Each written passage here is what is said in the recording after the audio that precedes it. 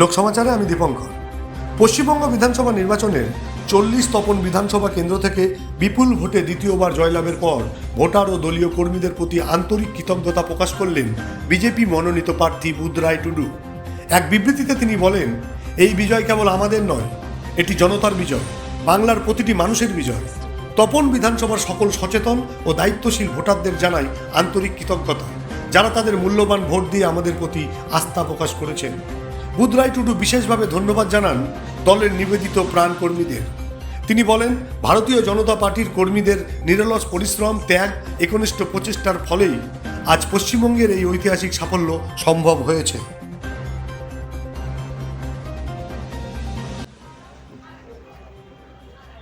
নমস্কার, আমি বুধরাই টুডু।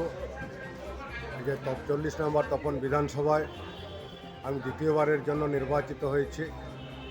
তার জন্য আমি প্রথমে জনতা জনার্দন, আমি গণদেবতা, যারা আমার তপন বিধানসভা ক্ষেত্রে যারা জনগণ আমাকে নির্বাচিত করেছেন দ্বিতীয়বারের জন্য, তাদেরকে অসংখ্য ধন্যবাদ, নমস্কার, জোহার, প্রণাম জানাই।